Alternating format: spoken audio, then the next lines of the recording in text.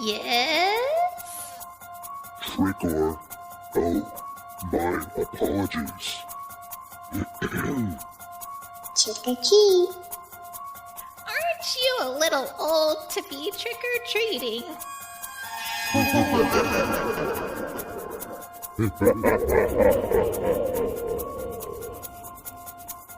Welcome to this special Halloween episode of the Immortal Souls podcast.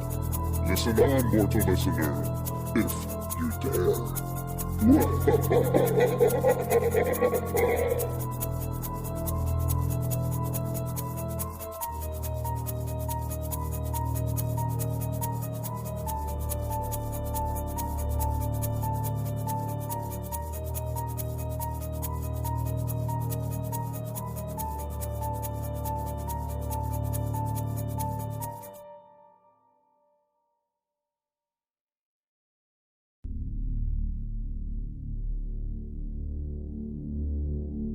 What a day it was.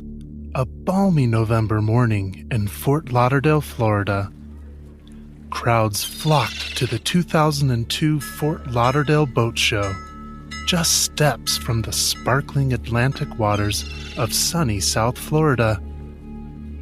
Vendors, buyers, and looky-loos alike chattered excitedly in groups amongst booths and boats of all sizes.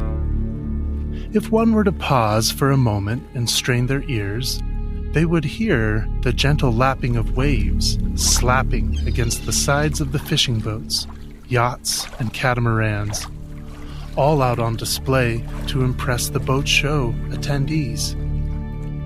What a day it was, indeed. Unbeknownst to any, or at least, unbeknownst to many, the 2002 Fort Lauderdale Boat Show, white sands, turquoise water, sunshine, and all, would serve as the backdrop for the birth of what is considered by some one of the greatest evils to surface in the last 2 decades, a darkness that many have tried to stop and warn others to keep a sharp eye, lest they fall victim. These attempts have proven to be useless. Born of good intentions, this monster was the creation of those merely trying to help mankind, a science experiment, if you will, meant to provide a little extra comfort and safety for people on boat excursions. But no one could have predicted what the monster would become. The monster, to this day, has never showed itself in its true form. This uncertainty has spawned much speculation as to whether or not the monster actually exists, or if it is simply, well, not a monster at all. Could be a crackhead that got hold to the wrong stuff. Usually, it appears in the form of a primitive tube, almost, with a gaping hole at one end where it is able to latch onto the feet of its prey.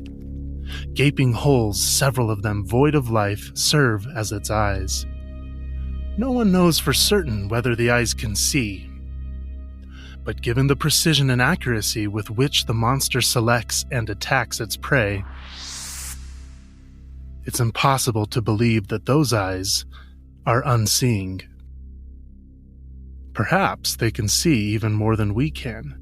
Perhaps these eyes can see the fears and weaknesses of us, allowing it to strike where it can do the most harm. A carnivore, the monster can feed on people's body and soul for hours, possibly days at a time. Greater than any bodily harm, however, is the mental and psychological damage the monster is capable of inflicting. The monster counts countless failed friendships, broken hearts, lost love, bewilderment, dates ended early, and confused looks from others among its chaotic creations. The monster is cold, it is ruthless, and comes in a variety of colors. A sick and twisted chameleon, the monster adapts to its surroundings, with the ability to transform into virtually any color, and it has been seen hiding with skin that can mutate into floral, animal, even camouflage prints, sometimes even going so far to disguise itself with roses and tigers, like an Ed Hardy shirt. Oh. The monster cannot be detected through scent either.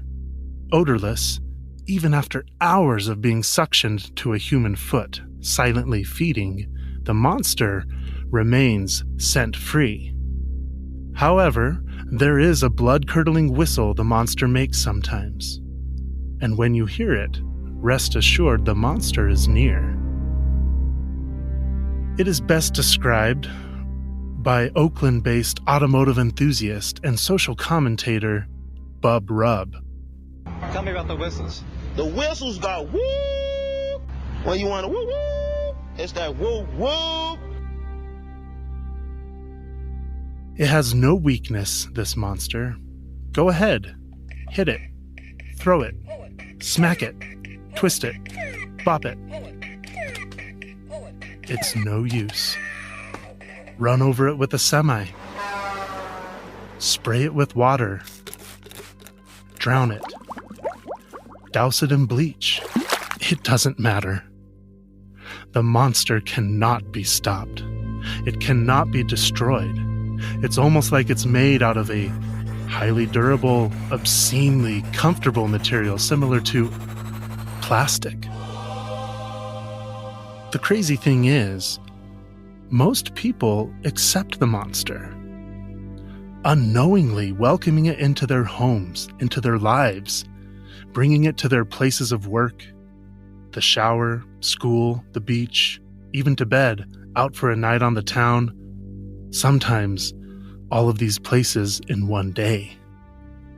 It's easy to think the monster is cute. It looks naive, almost childlike in appearance, especially when it's latched onto a foot. But here is the truth. You want to know just how powerful this monster is? How ruthless? How cold? It has claimed 300 million victims, and only looks to get stronger and stronger. That's right. Over 300 million pairs of Crocs have been sold since 2002. And gibbets? Well, those are an entirely different story, and for another time. It's a crazy, twisted world out there, bad disguised as good and good as bad. Our advice? Stay safe. Subscribe to Immortal Souls Podcast. Leave a 5-star review if you like it. And keep walking the roads less traveled. Happy Halloween from the Immortal Souls Podcast. The information presented in this episode is not meant to offend any party. They are simply the findings of extremely serious research done with utmost scholarly and journalistic integrity.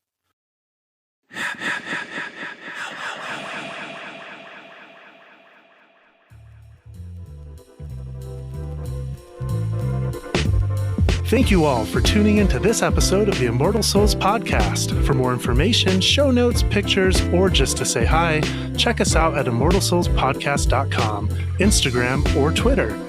Original theme music by Scott Spriggs. 5-star reviews are always helpful and hugely appreciated. Until next time, keep walking the roads less traveled.